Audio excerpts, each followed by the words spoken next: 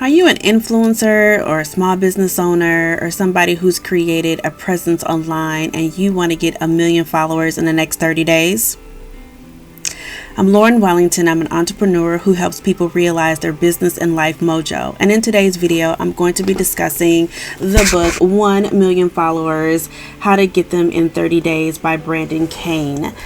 I initially found out about Brandon Kane from Mind Valley, I believe, and he was discussing how businesses should not ignore Facebook and that it is possible to be able to garner a real following that you can then use to build awareness, achieve campaign goals like nonprofit campaign goals, or to be able to realize sales revenue on Facebook. So he had like a twofold presentation when I first heard about him.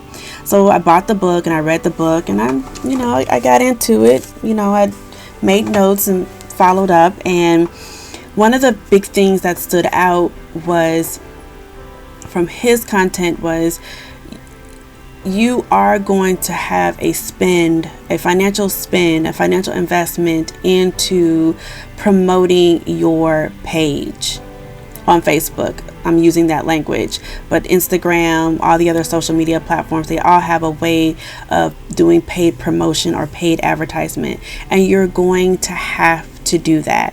And once I got my head around the fact that I'm going to have to make a spend, then it was easier to understand his methods on how he was able to achieve 1 million followers in 30 days. Now, I have to be honest, I'm not going to go hard like he did to be able to achieve 1 million followers in 30 days, but his methods and his ideology, definitely I'm trying out to see how it works. So first and foremost, you need to establish a social media presence. And if you don't have any followers, that's okay. But you need to go in and create the page, go in and create the account, get that done. Once that is done, then the next thing you need to do is kind of keep some kind of list or tally of all the different content ideas related to your page. So if you're a flower shop, it's all things related to flowers, all things related to flower arrangements, maybe even growing flowers. But that's what you need to start keeping, like a note sheet on what that is.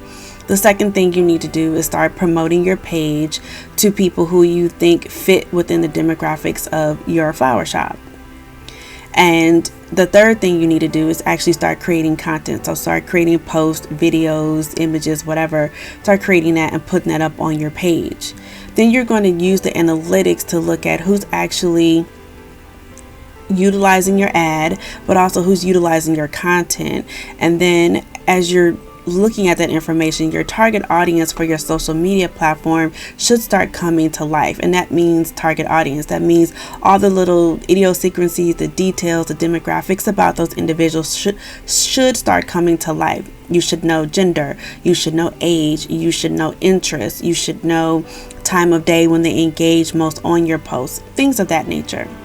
While you're still running the awareness ad of just your page, then you can start thinking about promoting content that has performed well on your page.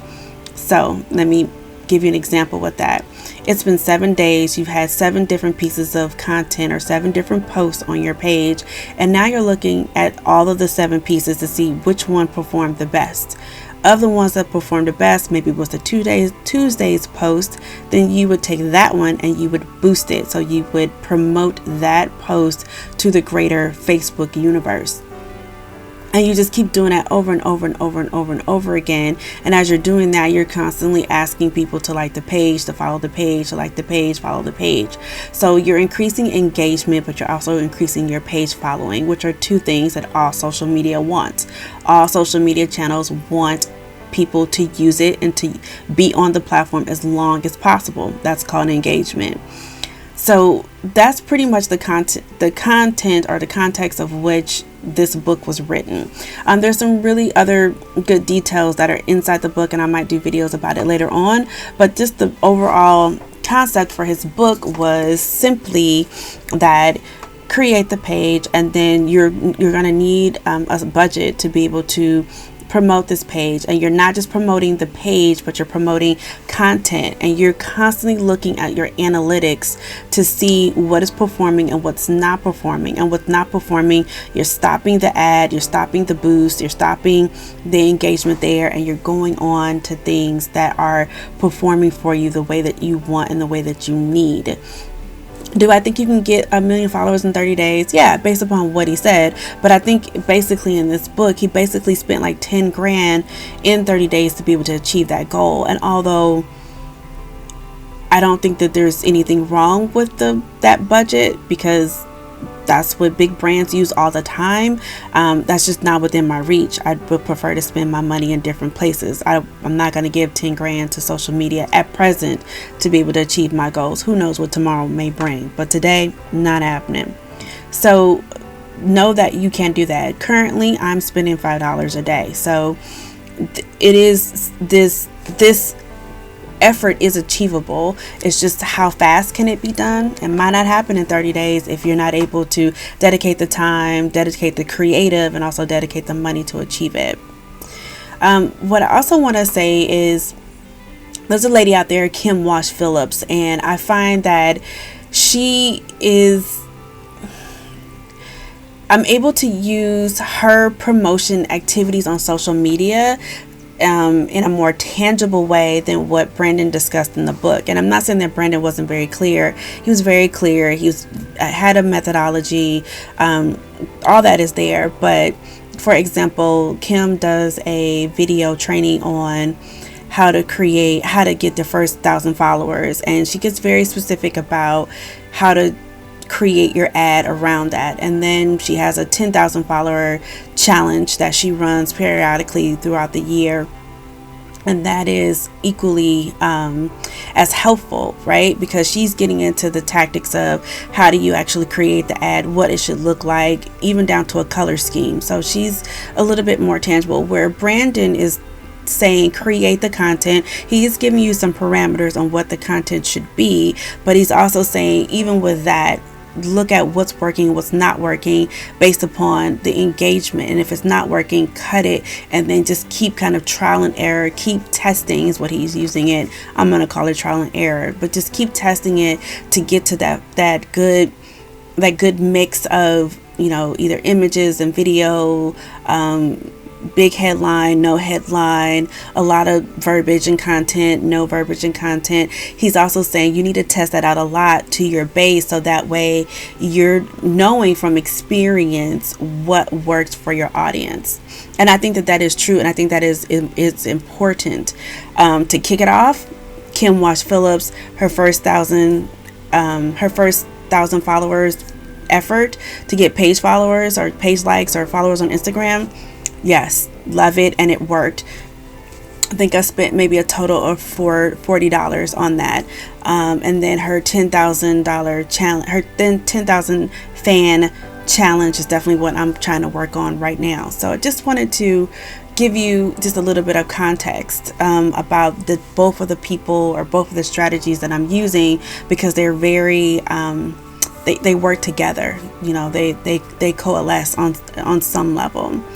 And I'm doing this again because at some point in this trying to get people to be interested in what you're doing and then engage with what you're doing online, it's going to require this for social media. There's no way around it. You're not going to just post and then, fill the dreams, build it and it'll come. That's not going to happen. You're going to need to do some kind of outreach. You're going to need to do some kind of promotion. You're going to need to do some kind of marketing to get that. And social media is still the cheapest way to do that at present. So if you have any questions, comments, or concerns, please feel free to put them in the comment section below, and I'll get back to you as soon as possible. If you want more details about this 1 million followers, I'll put links to that in the comments, into the description below. But Brandon is on Facebook, and so is Wash Phillips. She's also on Facebook as well. If I can find her training again on the internet, I'll take the link and then put that in the description below. But I just wanted to share that with you.